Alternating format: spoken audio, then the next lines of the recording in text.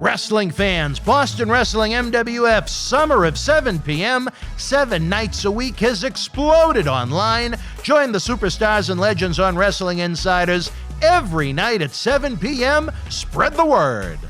As first reported to our Boston Wrestling MWF family on Patreon, big things are happening as we wrap up our biggest spring ever and kick off our Summer of 7 p.m. beginning Memorial Day night, when brand new Wrestling Insider episodes premiere at 7 p.m., 7 days per week. We also kick off our Make-A-Wish Drive in high gear to help grant wishes to awesome kids that have been waiting over a year in many cases. After an Extreme Saturday with New Jack and a Demolition doubleheader with Axe, put the women and children to bed. As fresh from the Shawn Michaels A&E Biography, Marty Jannetty returns for a Party with Marty tripleheader, Friday, June 18th, Saturday, June 19th, and then joining us again for the WWE Hell in a Cell pay-per-view, Sunday, June the 20th, taping episodes of Wrestling Insiders, watch-alongs, and cyber autograph signings. It's going to be a huge weekend that demands fan involvement. Head on over to BostonWrestling.com for complete information and pre-ordering option. Let's help keep wrestling legends working and great wrestling talk show content being produced. We can't do it without you. Help us explode into summer. 7 nights a week at 7 p.m. This is Mick Foley. This is Harley Race. This is Shelton Benjamin. This is Mr. Wonderful Paul Orndorff. This is the Monster Abyss. And this is Daniel Bryan. This is JBL, and you're watching the MWF. Be there live.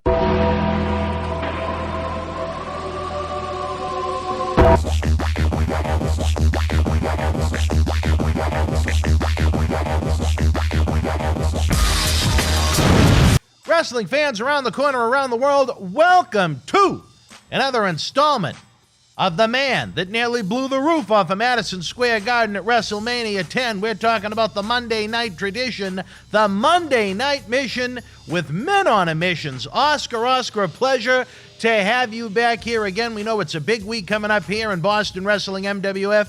Tomorrow on Tuesday, we have the Board of Directors meeting about the future of at least the summer and the fall of what we're going to have coming up with live events and TV programs and shoots and all that great stuff. Then later this week, it's not one, it's not two, it's 3 days of Marty Jannetty live, Friday, June the 18th through Sunday, June the 20th, when we culminate with not only a WWE Hell in a Cell pay-per-view watch-along live online, but our annual Make-A-Wish Mega Raffle culminates, where one lucky fan is going to walk away with a jackpot of prizes worth, I'd have to say, well over $1,000, Oscar. It is a happening. For complete information on being able to interact with Marty Jannetty, as well as that Make-A-Wish raffle, head on over to BostonWrestling.com. But when you throw in that Board of Directors meeting, Oscar, it's making for a very big week. Now, where does Jannetty coming from? Where does he live? He lives in, well, he flies out of Atlanta. Okay. So he's been rocking and rolling since he popped out of the womb. He's going to be a neighbor of yours virtually once you head down to Hotlanta. You'll have a new friend. It's gonna be good to be able to pop in on Marty. See, I'm one of them people where I'll actually, keep touching base with him to see if he's doing all right. Well, he's on Facebook very actively when he's not suspended. Oh. I guess that's a good way to put it. Yeah, no, but the thing is to try to be a positive influence to make sure he stays not suspended. Well, you're the vice president of the organization. Maybe you can help keep him on the up and up. Oh, that damn Marty Jannetty is a mess. Well, you know what? You worked with him in WWF back in the mid-'90s during your big run then. What was a mid-'90s Marty like compared to the Marty that we know and love on Wrestling Insider's Party with Marty every Thursday night here in Boston Wrestling Now? Marty was one of them people that you enjoyed being around. He was really, really laid back, easy to talk to, good to get along. The only thing, and this wasn't even Marty's fault, what I'm about to tell you. All right. The only thing that I could be mad at Marty about was there was one time in the locker room he was play fighting with The Bulldog. Davy Boy Smith? No. Steiner, Rick Steiner, Oh, okay. and Rick Steiner obviously was way stronger than him. So there was this big thing which I was telling you about in my 4-year documentary that I was making. That I was always being picked on by the Steiners. Mm-hmm. Marty and not Scott, but the other one, Oh, yeah. Rick, was they were play fighting in the back, and Rick was clearly throwing Marty around. Marty was no match for Rick. Marty whispers to Rick, "Let's run under Oscar," because I was sitting in a chair by the lockers. Mm-hmm. So yeah, they started wrestling closer and closer to me, and the idea was they were gonna, they were gonna wrestle and run into me as they were wrestling. But being that I was astute and I knew the plan, yeah, I jumped out the way, and both those assholes ran right into the lockers. It was too funny. Well, you got a chuckle out of that. Oh yeah, I got a big chuckle because see, I caught along. I caught along to the plan. I didn't believe they were going to do it until they started getting closer and closer. I said, these two fools going to try it, but I got something for them. But other than that, Marty was a good egg in the time you knew him. Nah, Marty was a good egg then. He's a good egg now. And he's always, he always loved to see me. I love to see him. We reminisce about the good old days. And it was a pleasure being around him. Well, obviously, his personal problems have been no secrets. Along with the physical pain that he's been in, having both of his ankles needing major reconstructive surgery, which has led to the need for some medicinal use, to be kind. Once Marty gets through these hurdles, once he's back to 100% capacity, I don't know if you agree with me, but in your role as the VP of the organization, I look at Marty that while maybe his in-ring days for the best are probably done or should be done, knowing him, he's probably going to want to get back in and compete. But I think for his long-term health, I think it'd be better if maybe he wound down the active competition, but I think he'd be a tremendous coach for some of the young athletes in our locker room. No, that was just what I was thinking. I mean, I think that he would be a great coach.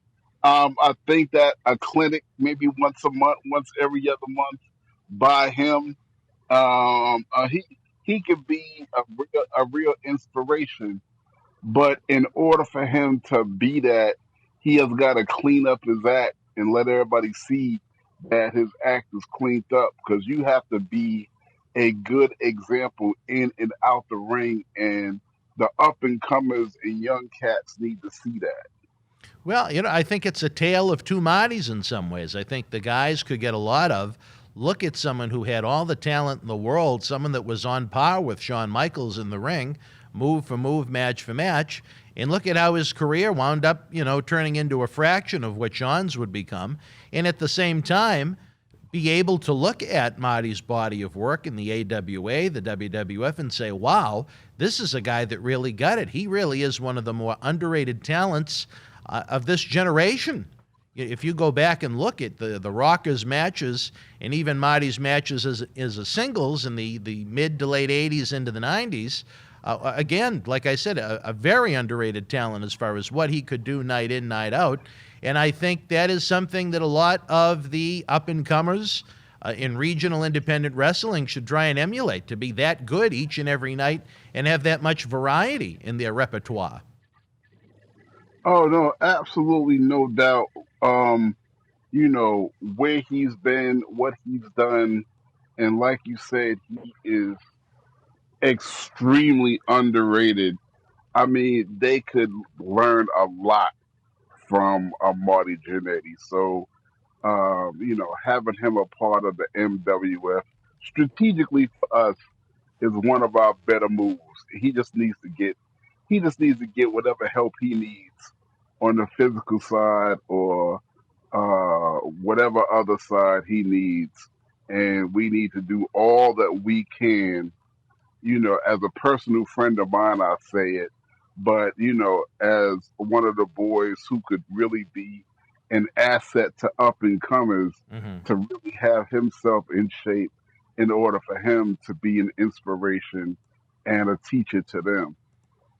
Well, WWE puts the offer out there for those that need it. But again, as I've stated before, just imagine if WWF offered some kind of help to the talent on the physical side of things. Marty's ankle surgery would cost a fraction of what it would cost to send him to an alcohol and a drug rehab facility. WWE, they only send their talent to first class rehab facilities. The cost generally into the six figures, the low six figures for those stays. If they could help Marty or any talent per se with a surgery that costs, say, $10,000, $15,000, $20,000, it's costing them far less, and I think will lead to better long-term results. Now, that's one man's opinion, but I don't necessarily think it's too far off.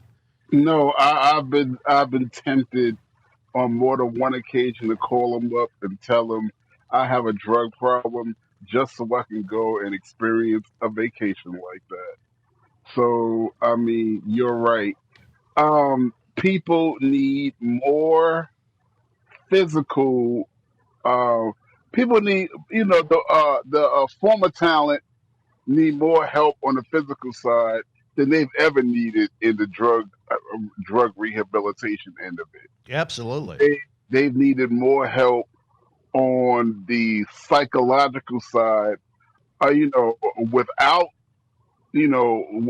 without without dependence on drugs than they've ever needed from the dependency side. And I mean, this is what Reese and I have been advocates of and working on all of this time, because where the help is really needed is where the help is not available. Well, I know you and David Reese have had some great intentions. I know you've had some meetings with some major higher-ups in the uh, ranks of Titan Towers, is trying to develop some kind of a program. And, I think it's needed.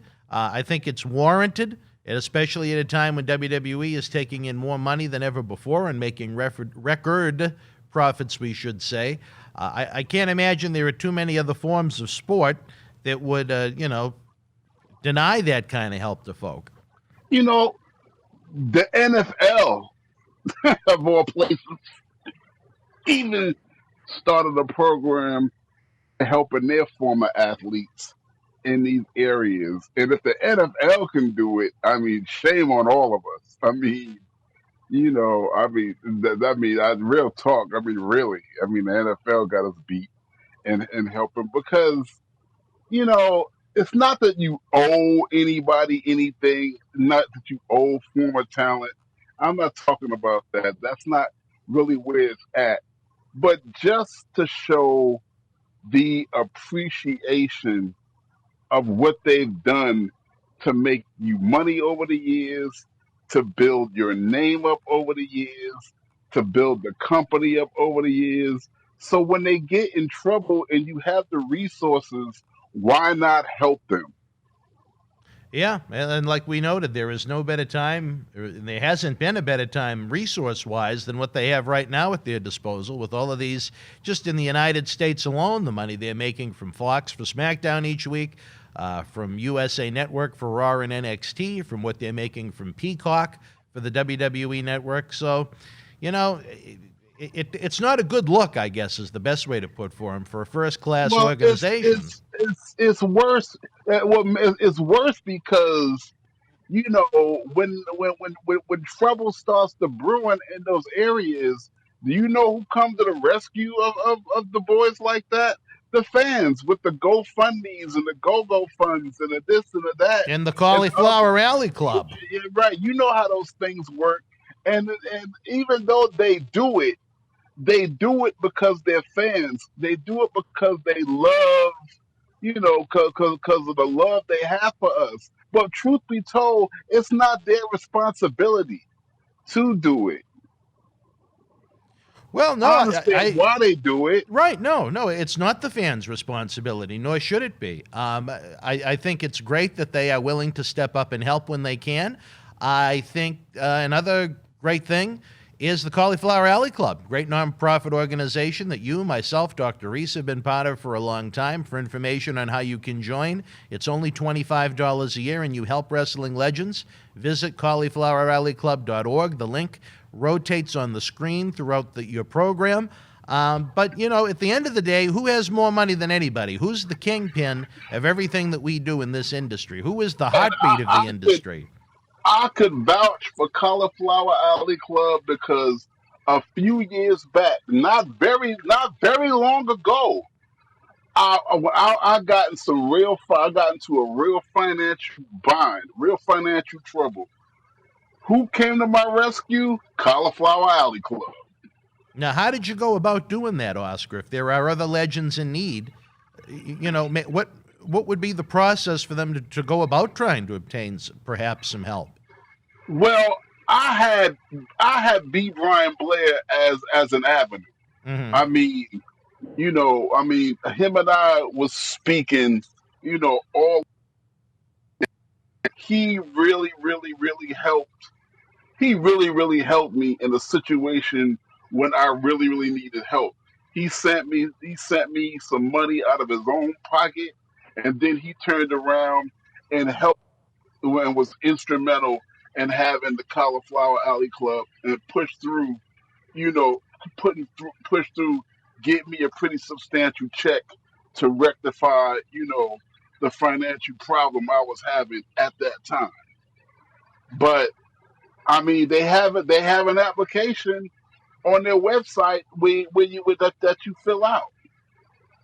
It's a great thing. I'm very proud to have been part of the CAC all the way back to 1995 when you were still rapping for Vince McMahon. I went to my very first CAC back when they would do the dual reunions, when they'd have an East Coast one for several years, which was great to have one right in New Jersey. But again, we cannot implore the fans enough, Oscar. Have you and El Presidente made your plans to be there live in September as of yet? I'm coming. All right, I can't speak for him. You're going to be there. Yeah, I'm coming. I'm definitely going to I understand you've reserved the finest suite at the Gold Coast Casino. Is that true? No. No. All right. Well, maybe next year, I guess. I'm not going to keep telling you. You're going to be taking a lot of Ubers that week, I guess. I'm not going to keep telling you. They ain't finna trick me. Oh, I like to have fun with the old Gold Coast. Yeah, they ain't finna. I'm not finna get bamboozled into that BS no more. Well, I am looking forward to everybody getting together this week for the board of directors meeting to see what the rest of the summer and the fall and even the winter is going to look like. I guess the second half of 2021 is the best way to put it. But what else is going on in the world of professional wrestling? NXT had that big takeover event last night. They're gearing up for Hell in a Cell this weekend when Rey Mysterio and Roman Reigns clash for the WWE Universal Championship. Your thought on kind of a quote-unquote mismatch size-wise, if nothing else?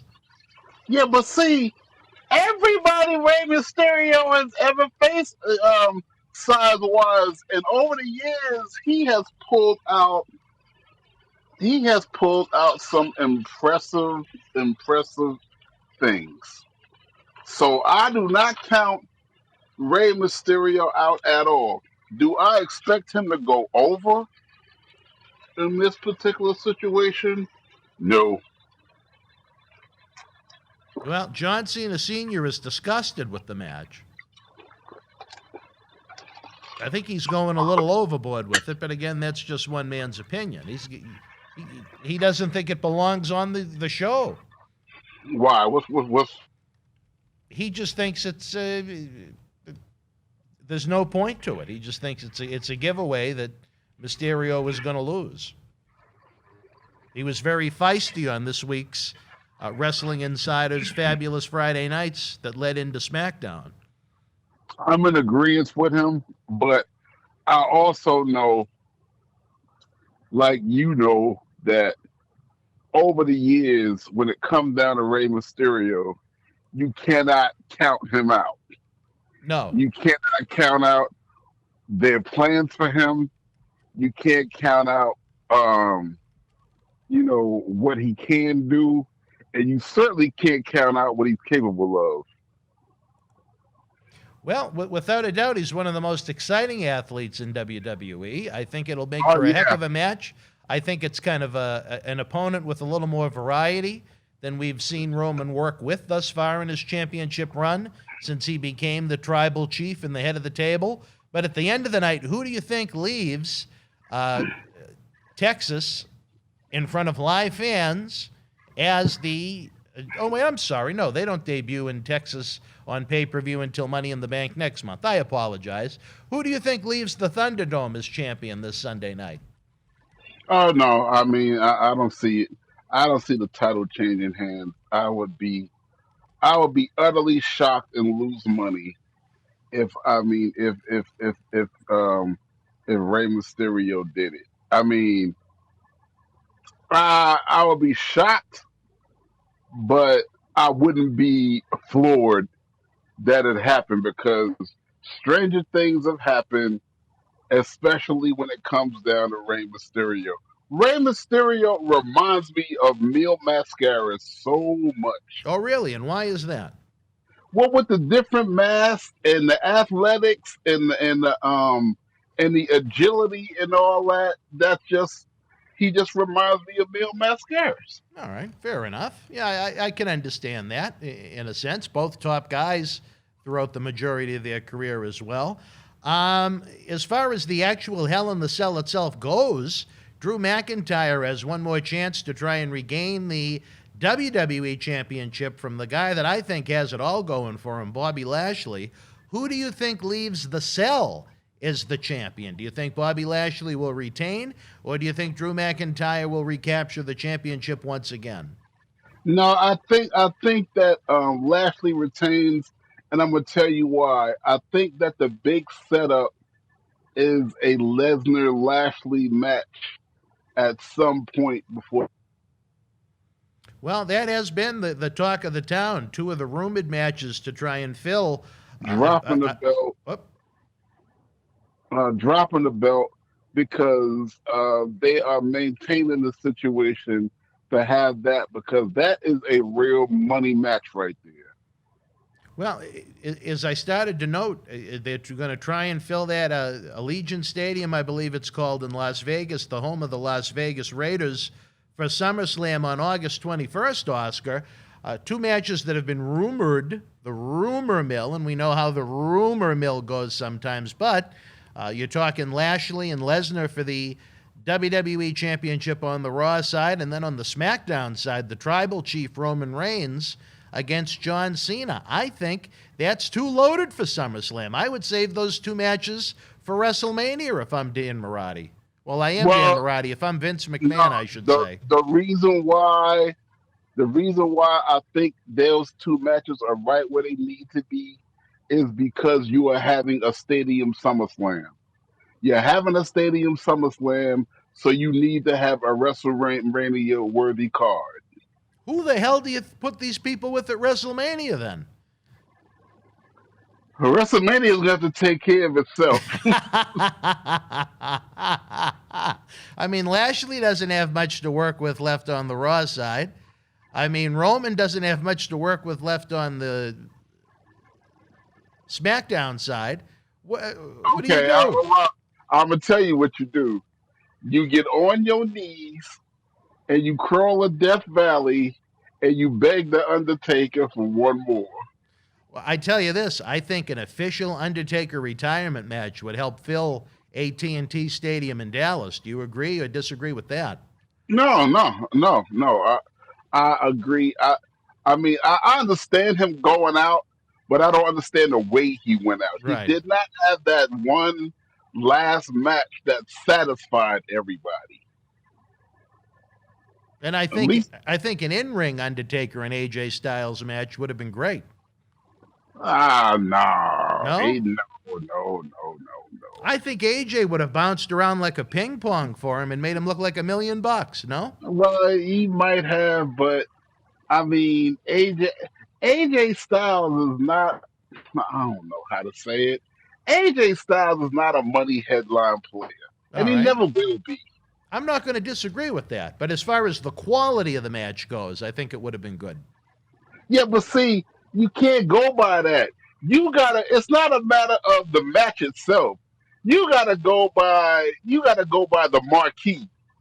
Yeah. And by the marquee, I mean the marquee is what's going to have people lining up down the block and down the street to buy tickets to it. And the AJ Styles anything is not going to do. Is he a good? Is he a good mid card guy? Yes, he is. Is he good to put in the mix when you having a show? Yes, he is. But as far as being a headliner or somebody putting butts in the seats, nah. Who would you have Undertaker have one final dance with? Sting. Sting? Well, first of all, that right now, it's impossible. He's with AEW for Yes, several I years. didn't say it was possible. You asked me who would I have him with, All right, and that's who I would have him with. with the possible opponents he could work with that are available to WWE, who would you have him work with? I say it has to be a younger guy that's going to make him look good. Yeah, That well, Goldberg match they had in Saudi Arabia was just a complete and utter disaster. yeah. You know what? That is such a good question because, I mean, truth be told, I mean, there are no. You got Lashley and Lashley and Lashley, but you don't. I mean, they don't have any. There's really no marquee players right now. What about someone like McIntyre? Do you think he would make No, it? no, right. not even. Not even. I put it like this. The reason why I don't expect him to come out victorious next Sunday is because he's lost his marquee value. Oh yeah, easily. But there's got to be someone out there. If you're Vince and you want Undertaker to come back, who do you pitch him for that final match with? But see, that's the thing. I want him to come back. I wish he could, but like I said, I mean, there's no bride for the groom. So that's really. Okay. Maybe, and there is an answer to that question. What would really sell tickets and would really be a good thing is you get the Rock out of Hollywood for a night, and that might be a good thing. Do you think The Rock would come out of retirement to work Undertaker? Rock come out of retirement to go to every WrestleMania to get whatever money they're paying him, even if it's just to start the show. So why not? Well, I think Rock, if he's going to come back, is going to want to work his cousin. Yeah, I can see. Okay, I can see that happening. But you asked me who would be the best thing for the Undertaker, and that would be The Rock. Is there anyone on the roster right now that you think would make for a good opponent for Undertaker at WrestleMania? That's what I just told you. No. There's no one. No one, nobody. What Nope. about? Let me throw this one out at you. Let me throw this one out at you, Oscar. What if WWE was to dangle the carrot of, we'll give you a chance to reclaim a victory against the man that ended your streak at WrestleMania, Brock Lesnar? No, I'm gonna tell you why. Tell me why, baby. That would be a good thing, but you looking at been there, done that. So that's not something. See, the next Undertaker match, the marquee has to even have shock value. It can't be something that's been done already. It can't be something that the fans can be like, Nah, we've seen it before. It has got to be somewhere when you announce it, it's like, whoa. Well, I think they missed the boat on Undertaker and Cena when Undertaker had more left in the gas tank and a little younger in the tooth. You know what I mean? Yeah, but you know what though? He don't have to have. See, that's just the thing. He don't have to go in there and make a fantastic match. Somebody, a Cena can carry the match. Just him showing up and being in the ring and doing two or three or four things will be enough. Just his name that he's going to be there is enough. Well, like I said, I think in a time, in a year when it may still be a little difficult to try and get people to travel. You know, I went to the Red Sox Toronto Blue Jays game Friday night. And here in Boston, things are open to 100% capacity. And even such on a beautiful, well, no, it wasn't beautiful. Actually, it rained a little bit. But it was not forecasted to rain. It looked like a very nice late spring night. And the park was maybe 2/3 full. Do you think that WWE is going to need to come up with something out of the box to try and fill AT&T Stadium? Yeah, no, I agree with you 100% when it comes down to that.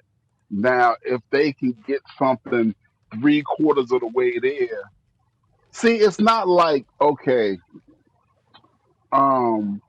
it's not like you're having it in Scottsdale, Arizona, or you're having it, someplace where you're gonna struggle to get fans to come out. A Vegas vacation, like I said last week, or a Vegas package is not a hard sell. It's Vegas. People want to go there anyway. I think in April it would be fantastic, but, that's not how they're going with it. I think a Vegas WrestleMania would I think everybody and their mother would want to go. But, that's not the hand we're being dealt right now as far as what they're working with logistically. I worry that SummerSlam isn't going to be full. I think if they go with those two rumored matches at SummerSlam, I think they're giving away too much, and I don't think they are WrestleMania ready unless they have ideas in mind that I haven't heard of, and I couldn't, just looking at the two rosters, couldn't imagine what they'd come up with. I think Lashley-Lesnar has to be a WrestleMania match, and I would say the same for Roman and Cena. One man's opinion. No, but you got to look at the fact that if you have Lesnar Lashley at SummerSlam, what you are looking for from them is such an amazing match that such an amazing situation. And I'm not saying the match between them two. I'm saying the match. How it starts, the middle, and particularly how you write in the finish. The finish is going to tell the story, because if you have a finish that's worthwhile, then you will have a WrestleMania match with them two that people really want to see. Maybe a rematch? A rematch. But what you got to do is you got to have a cliffhanger finish, and then you have got to, between August, and then you got to take your Monday Night Raws, and you have got to build it. All right, wrestling fans, right now I'm getting the cue from the back. We got to build it to take a brief timeout. We'll be back with the man on a mission, on a Monday night mission, here on Wrestling Insiders after this brief timeout. Boston wrestling sports in the MWF explodes into a new year of unknown with professional wrestling content galore, and we need you to join our family. Every Tuesday night at 10 p.m. after we review the previous night's Monday Night Raw, it's Wrestling Insiders at your house with the unpredictable WWE Hall of Famer, Mr. USA, Tony Atlas. Wednesday nights after WWE, NXT, and AEW at 10 p.m., you never know who's going to show up on Wrestling Insiders Special Edition. Every Thursday night at 10 p.m. after our NXT and Dynamite review, it's Marty Jannetty's No Holds Barred Sex, Drugs, and rock and roll journey through the 80s and 90s on Wrestling Insider's Party with Marty. Friday nights after the lights go down at the Thunderdome on SmackDown, it's John Cena Sr.'s Wrestling Insider's Fabulous Fridays. Plus, look for classic clips, bonus live episodes, pay-per-view watch-alongs, and more. If you want early, ad-free access to all of our Wrestling Insider talk shows, our acclaimed studio shoot interview DVD library, and to help keep wrestling legends working during the worst of times, for less than a cup of coffee at Starbucks, join our growing family at patreon.com/Boston Wrestling. Expect the unexpected in 2021. Wrestling fans, I'm Dan Marotti. And this is the man of the hour, Leo Rush. It was all over BostonWrestling.com and our social media. But Leo, brother, they got to check out some of this merch. They got to. Check it out, fans, right now, available on eBay. As the Demon, he became the first WWE Universal Champion at SummerSlam 2016. Here's your chance to own this limited edition collector's autographed art print, personally signed by Finn Balor, one of only 50 made, direct from our friends at WWE. Also signed by original artist Rob Schamberger. Help keep wrestling legends working. Get this awesome collectible for your wrestling collection now. Cheer! Why, hello! I would ask what was on your mind, but I already know. You want to know what has got my beard looking oh so majestic. And I'll tell you, it's sexy as hell beard care. Coconut oil, vitamin E oil, almond oil, both sweet and bitter, shea butter, it's all natural. Yes, JTG has actually come out with a high quality product. So support your boy by going to sahbeardcare.com and take one step closer to becoming sexy as wrestling fans, especially here in the Boston area, we want to thank our great friends at Red Rose for their support for all of our charitable endeavors and programming efforts. Red Rose is 2 years young and extremely thankful for all the support they've had from our neighbors here in Melrose and beyond for an amazing first 2 years. Red Rose thanks Melrose and all of the first responders who have fought the good fight and have never given up hope during these unprecedented times. We did it together. Follow Red Rose on Facebook for their anniversary special, facebook.com/Red Rose Melrose. You'll be glad you did. Open until 2 a.m. Red Rose will give you fresh, piping hot, mouth-watering food that'll put an ear-to-ear smile on even the toughest critic's face. Check out their full menu online at redrosema.com or give them a call, 781-620-1889. All right, wrestling fans, welcome back to Wrestling Insiders. Happy to be joined by my partner in crime each and every Monday night. You know who I'm talking about. He almost blew the roof off of MSG. At the only pay-per-view we ever had at the Boston Garden, they dressed him up as a clown, and he still rocked the joint. We're talking about Oscar of Men on a Mission. Oscar, I got to ask you this.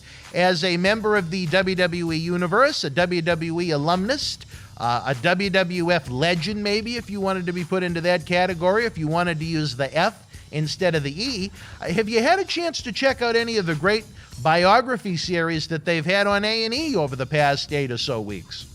I've checked out most of them, and the last one that I actually went out of my way to see, because I don't have A&E, that I actually paid money to see, was I wanted to get the biography perspective on the Bret Hart one, and that just had me glued to my television. It made me smile. It made me cry. It just brought out all kinds of emotion, and the reason why is because I know the man personally. I have a special relationship with Bret Hart. He was my mentor. Owen was my friend. Bret Hart even mentions me in his book. Yes, he does. That's how special that situation is for me. And it just, I mean, like I said, I was just glued to my TV. You know, I'm gonna tell you something. I told Mimi this yesterday. Yeah. I've known Bret Hart probably 30 years, Really? Yeah. When you go more back or in it less, time wise, yeah, more or less. I've known Bret Hart 30 years. we're pretty close. I knew and met and played with Owen's son, because Owen's son, certain pay-per-views and events, his Owen's family came, and Owen's son used to follow him everywhere. He used to wear his cap backwards, just like Owen, and look just like Owen. Mm-hmm. As long as I met Bret Hart, I do not know if I wasn't paying attention. I don't know if it was the best kept secret. I don't even know if Bret Hart had no damn kids. He has 4 of them. Yeah, I know. Oh. I'm looking at the documentary, and I'm like, I don't remember meeting or seeing not one. I knew his wife Julie very well, but I don't remember no damn kids. Oh, isn't that interesting? Well, you learned something new in the documentary, I guess. And I'm sure they know me or know who I am, because I'm one of Natalia's favorite people before I even met Natalia. Natalia knew who I was at first glance, because she knows how tight I am with the family, how tight I am with Bret, how tight I was with Owen, and how tight I am with her father, Jim the Anvil Neidhart. Right. You had a long Before history. he died. Long history with them. But no, I just found that just found that amazing. But I knew. No, go ahead. No, go. I was almost interrupting you. No, I wanted your thoughts on the documentary itself, and maybe some memories on Bret. Yeah. From top to bottom, I knew about the history of them coming up and them learning to wrestle from their father Stu. And I knew Stu and Helen. I met Stu and Helen numerous times and talked to Stu and Helen. I knew about that because, they would all talk about it all the time. Yeah. About the dungeon. Did you ever go to the dungeon? No, I never went to the dungeon. No. I wasn't finna go to the dungeon for Stu to jack me up. No damn way. I wasn't going to the Stu getting there. And Stu, from what I understand, what they tell you, and it was true. It was on the documentary too. But Stu just go down there and try to kill them damn kids. You weren't falling for it. No, hell no. Nah, Stu wasn't finna. As old as Stu was, I'm sure Stu still had quite a grip and could still do things, and he still knew more than Bret and Owen and Davey Boy and all the rest of them at 70, 80 years old. Then they knew, and they knew it. Those old hookers knew the holds. Man. That's what they was. Because that's the way they came up. That's what they learned. They learned catch can, technical wrestling. Yep. It wasn't all about getting on the top rope and flying around and flipping around and bouncing around from one end of the ring to it wasn't about that. It was about grappling. It was about the catch can style. It was about holds, maneuvers, and submission holds, especially. Right. Yep. And he figured the only way he could teach him was to really teach him, to show him that, okay, this really hurts. Because the best teacher on the planet is going to teach you not to hurt somebody when you train them. That's the art of a good teacher. But in order to do that, he got to show you what it's like when you really hurt somebody. Right. Sometimes you need that knowledge. Did you and ever? The best way to do that is to really hurt you. No, did I what? Did you ever learn, and not that you were an active competitor inside the squared circle, but did anyone ever show you any little tricks of the trade in case anyone tried to ever get smart with you or wise with you outside the ring? And any little holes? Bret and Owen. What did they show you? Owen showed me How to hook? Huh? How to hook? No, Owen showed me Russian leg sweeps. Owen showed me what the chicken wing hole felt like, even though he didn't do it, but he showed me what it felt like. And he showed me how to get in and out of, he showed me how to get in and out of a few situations. And he was very instrumental in my weight training. Really? I didn't know you were a weight trainer. Yeah, I train with weights. On our off hours, we had a little makeshift gym that they would carry around and set up for us. Oh wow! And it was Owen and it was Savio Vega that was training me when it came down to weights and stuff like that.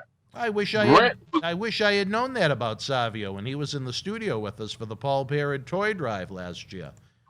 Bret was more of a mentor when it came down to advice and just talking you through things, telling you how the business worked, and talking me out of leaving after the ribs had got too far, because there were a lot of things that happened that I was going to walk out, and it was Bret that pulled me back. When you had enough. Yeah, but it was also Owen on a flip side that was the architect of some of those ribs. It was Owen, come to find out later on, that drenched me in whipped cream in Europe when I was asleep. You didn't like it, being drenched in whipped cream. No, I wasn't a fan. No. Well, Reese likes to be drenched in cream, but that's a different story for a different time. He's trying to save that for the Gentleman's Club, Reese's Pieces, that'll be opening up, and I believe right near the Godfather's former facility in Las Vegas, the Cheetah Club. I got to get into, why did he quit? I have no idea. I'm hoping when we're in Vegas we can set up an interview with him that I want to try and put towards the Paul Bearer toy drive. Yeah, I saw him. I saw him last year in Los Angeles. Mm-hmm. I didn't even know he quit. I mean, it was me, Mark Henry, Rikishi, Godfather. We was all sitting down together in the lobby of the L.A. Hilton at the airport, because that's where the signing was. And if I'd have known, I sure would have asked him, but I didn't. You could have helped Reese out even sooner than you did. Go. Well, I couldn't help him. By that time, I'm sure he had quit even then. Well, what about any of the other A&E documentaries? The one I found very interesting was the Ultimate Warrior one, which happened to clash with an episode of the show The Dark Side of the Ring, which also had an Ultimate Warrior special. Two very different looks at the late Jim Hellwig, a.k.a. Warrior. I know you didn't really work with the man. I don't know what interaction you might have had with him, but did you find either of those documentaries of interest? No, I never worked with him, and I never had an interaction with him at all. Yeah. But yeah, I did find it interesting because, I mean, it's the Ultimate Warrior one, for example, was one of those that I watched, right? Mm-hmm. And I'm looking at it, and I saw it from beginning to end, and it makes you go, and I thought I went through some stuff. Right. Yeah. Same thing with Andre the Giant. I thought I went through some stuff. A man that can't even use the bathroom on the plane. You understand what I'm saying? Those trips to Japan, yeah. Those shows. It's wondering how the hell did he do it? I never even asked Mabel. I'm like, how the hell do you? How? Because he couldn't fit in that damn bathroom either. Well, Yokozuna couldn't fit in that damn bathroom either. Hey, listen, I know I'm not exactly a small man, but I'm much smaller than those two guys. And that's why I don't use the airport, the airplane facilities, is because it's so tight trying to get into them. There's no room. I think out of the hundreds of times I've flown, I've had to go in either once or twice because I overdid it on the adult beverages and I couldn't hold it any longer. And, my head, as the plane moved, my head was bopping on the, how it's kind of curved if you're standing trying to, do your mail business. Yeah, I still fit in quite comfortably, knock on wood, and thank God in heaven. Knock on wood, But baby.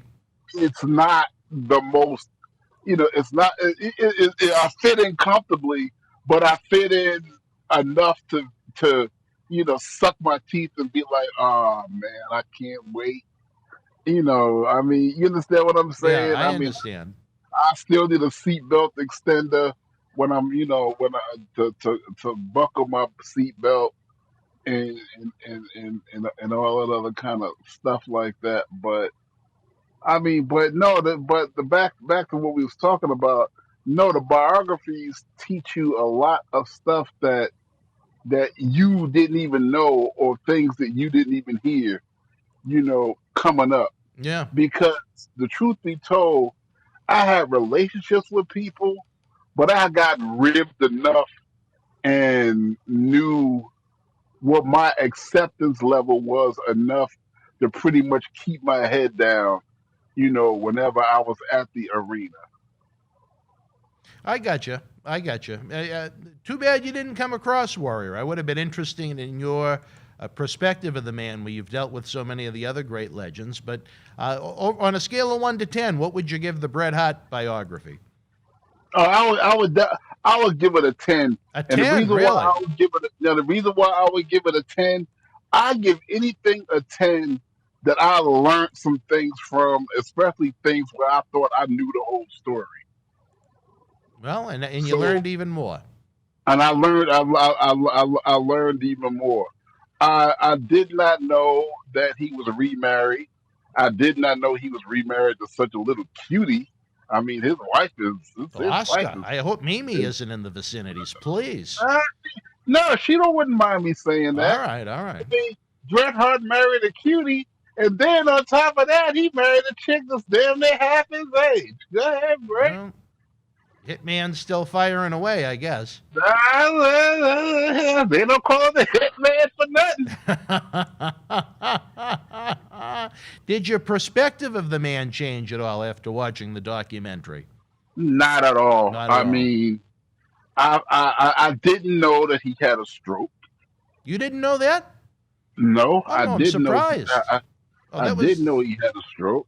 Yeah, from that bike ride. But when it came down to the parts where they was talking about Owen's death, that's the part that got me into tears, because I have so many memories with Owen. Yeah. I have memories with Owen hanging out in Rome and going over to the Coliseum, and we took a picture at the Coliseum, and just the talks we had, the times we had, the fun we had, and being all up and down the road in Europe numerous times, and it's just a lot. Yeah, sure is.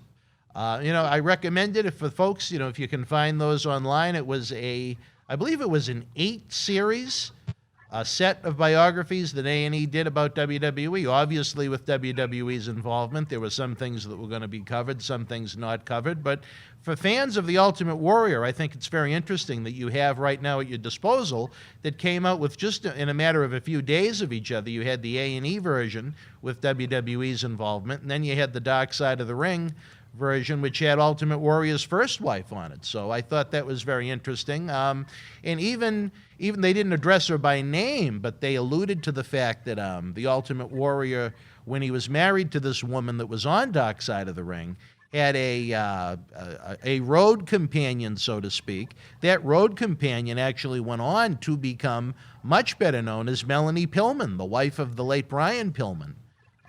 Even though, well, I don't think Warrior and Pillman ever crossed paths, there was a lot of heat between the two of them, as Warrior couldn't believe that Melanie wound up with such a smaller man, so to speak, and Pillman always resented that. But that's a different story for a different time, I guess. The most poignant aspect of the Bret Hart documentary that we can move on was his relationship with Shawn Michaels. Now tell us about that.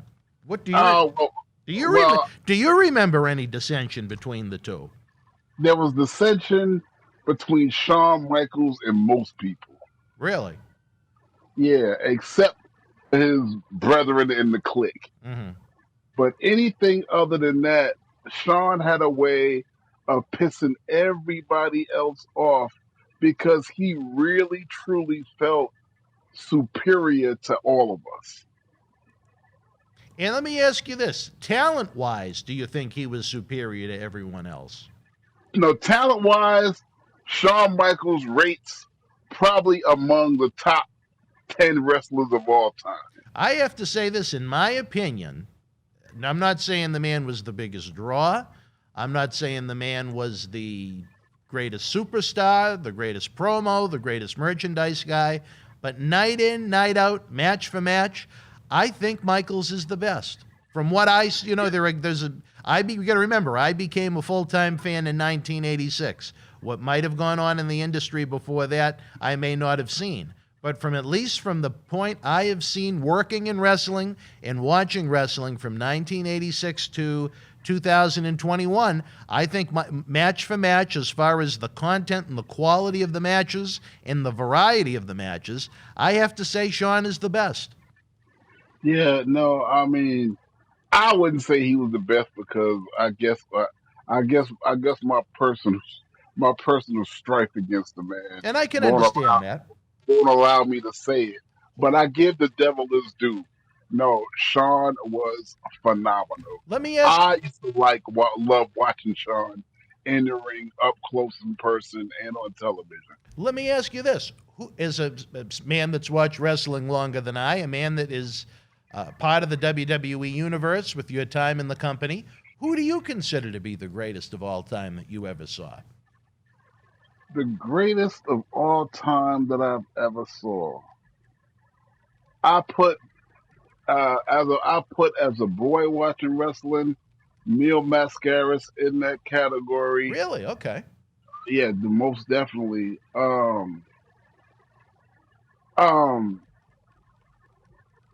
put Dusty Rhodes in that, not as an in-ring worker per se, but I was a big fan of his when I was a kid because cutting promos and in-ring. I don't just couple a wrestler with just their in-ring thing. Absolutely. I couple it with the character more than anything. I'm sorry. Go ahead. And I can't think of too many people that had more character than the American Dream. Well, to me, I have to say, if you want to talk about the complete package of the greatest of all time, I have to go with Steve Austin, just based upon the numbers that the man drew at the box office, what the man drew on pay-per-view, and the absolutely ridiculous, insane merchandise numbers that there are superstars now in WWE that won't touch in a year what Steve Austin was doing in a month. I can totally agree with that. I mean, yeah, as far as the whole package, he's phenomenal. I have to say Austin. But as far as, like I said, the variety of the work goes, for the quality and the variety for such a long period of time, even when he came back from back surgeries, the amazing matches that he had, I still think Undertaker and Shawn Michaels at WrestleMania 25, that is the greatest match I've ever seen. And another thing about Michaels, I can say there were several instances I said, wow, with the Michaels match, that is the greatest match I've ever seen. I remember when I went with Iron Sheik to WrestleMania 21 when he was inducted into the Hall of Fame. I thought Michaels' match with Kurt Angle was the best match I had ever seen at that point. And then 4 years later, I said it again with Undertaker in their first WrestleMania match, which still to me hasn't been topped. But as far as overall, I think the greatest star of all time is Austin. As far as my personal favorite to watch night in, night out, I'd have to go with Shawn Michaels. You are a fan of a different generation. You saw different wrestling than I did. His ladder match with Razor Ramon at WrestleMania 10 is another one that is got to be one of the greatest. The night of that was another one that you said, "Wow, that's the greatest match I've ever seen." Yeah. I couldn't believe what I was looking at. I'm like, I'm not even trying to touch that. And I was on that night. Even if you go all the way back to the early days of WWF pay-per-view, outside of maybe Ricky Steamboat and Macho Man at WrestleMania 3, if you flash back to Royal Rumble 1991, the Rockers and the Orient Express was one of the better WWF pay-per-view matches ever. And that was just an opening tag match at the Royal Rumble. Go back and watch that on the Peacock Network. Unbelievable. So, I mean, just, a lot of people like Shawn, a lot of people don't like Shawn. Most people that know the modern-day Shawn, since he found God and is a somewhat better human being, they seem to think much more of him than those that maybe were around him when he had that attitude that was discussed in his A&E biography. But I got to go with Shawn as far as if I was going to be put on an island and they said you can watch matches of one guy, it would probably be him. Yeah, no, Shawn. Like I said, I don't take credit from nobody that deserve it. I mean, but no, you're a fair man, if nothing else. You're very fair. But as far as personality-wise, that's a different story for a different time. Oh my God! Was he as much of an asshole as people said he was? Yeah. I don't think people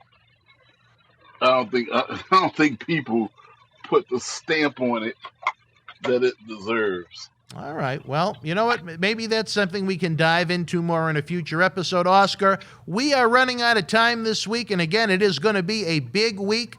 Tomorrow on Tuesday, we have that big board of directors meeting. I'm looking forward to seeing you for the first time since coronavirus here in Boston. I know Reese is flying in on the jet. I don't know how John Cena Sr. is going to arrive, but he has his big presentation for the fabulous women of wrestling. I know Cam Zagami has a big presentation for his plans for his Uprising faction. It is going to be an interesting second half of 2021 here in Boston Wrestling MWF. You can tell Cena for me he's wasting his time. Well, you can tell him on tomorrow afternoon. I don't know what else to tell you. All I know is that all roads are going to lead to our 20th anniversary at Back to the 80s WrestleFest, Saturday night, November the 13th, Oscars. Beyond the great legends that are going to be there that represent what the WWF was in the 1980s, you're talking about the hungry young athletes, the superstars and legends of yesterday, today, and tomorrow getting it on in the squared circle. And on top of that, not only do we have that 80s Fanfest, not only do we have the great in-ring wrestling, but we're going to kick off the Paul Bearer Holiday Headlocks toy drive on November the 13th. So it's going to be a night of the ages. I just feel so much energy, positive energy, coming together in one place at one time and one night. The fans that are there are never going to forget what we're going to give them. We got to go all out. We only have one 20th anniversary, in my opinion. Well, we're all going to be there, and I'm going to do something that I don't do for nobody else. I'm going to let you put... You broke up. You're going to what? I'm going to let you put me up at the Red Roof, and I wouldn't do that for nobody else. Well, you're a gentleman and a scholar. I don't know if we want the fans to necessarily know that, but you know what? It is what it is, I guess. The Red Roof, right off of Route 83, all our way to the Kowloon. There you go, right off of Route 83. We'll put you up at that one. But again, it's going to be a heck of a night.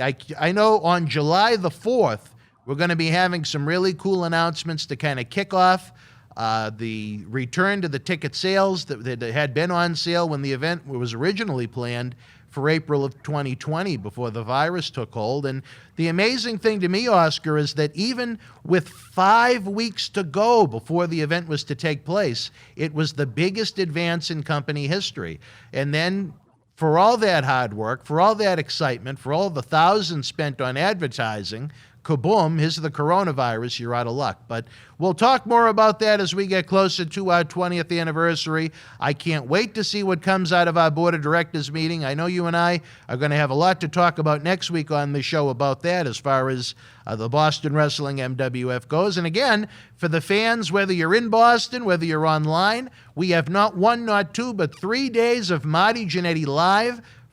This Friday, June the 18th, this Saturday, June the 19th, and then this Sunday, June the 20th, not only is Marty going to do live autographs in studio, we're going to do a Hell in a Cell watch-along live online, and we're going to draw the winner of our 2021 Make-A-Wish Mega Raffle, where we can help these great kids who in many cases have been waiting over a year to have their wishes granted, many of whom are terminally ill. We're going to help fund these wishes. It's very important to me. It's something we've done for many years, and I look forward to the drawing itself. I know you care about Make-A-Wish very much with your involvement with it over the years. Any thoughts, Oscar, where for as little as a $5 raffle ticket, the fans can win dozens of prizes valued at over $1,000? Anything you can add to that, Oscar, as a man that works so much with Make-A-Wish? You want to do it. You want to get involved because he's not exaggerating when he says over $1,000 in prizes. Let me tell y'all something real fast.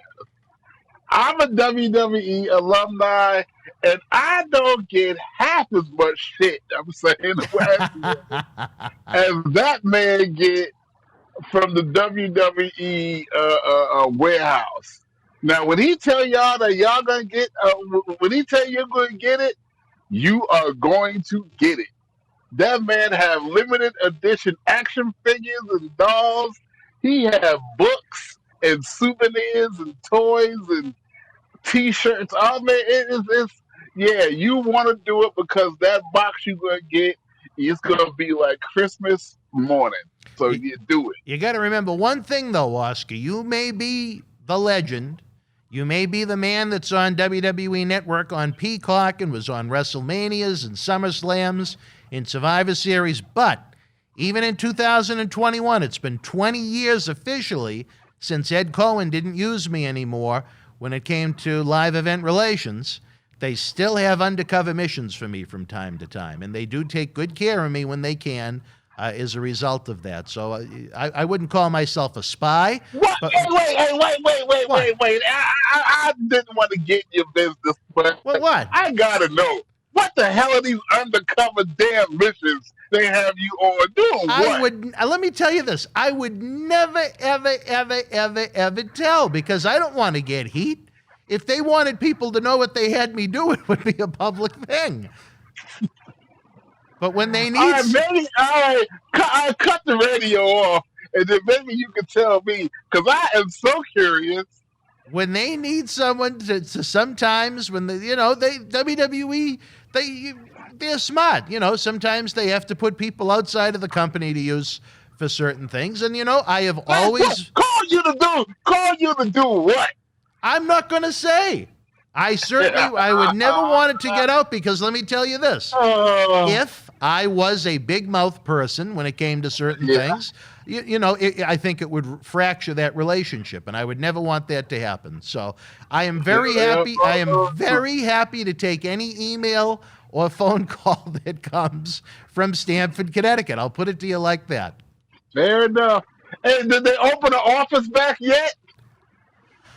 Yeah, I know some people have been working part-time. I'm still trying to get the down low as far as to who's where and what's what and so on and so forth. I only had one small interaction with them this week But, as I told you, I'm trying to get the inside scoop on that as well. But that remains to be seen. But we love WWE here in Boston Wrestling. Sometimes there are times, we enjoy the creative part more than other times.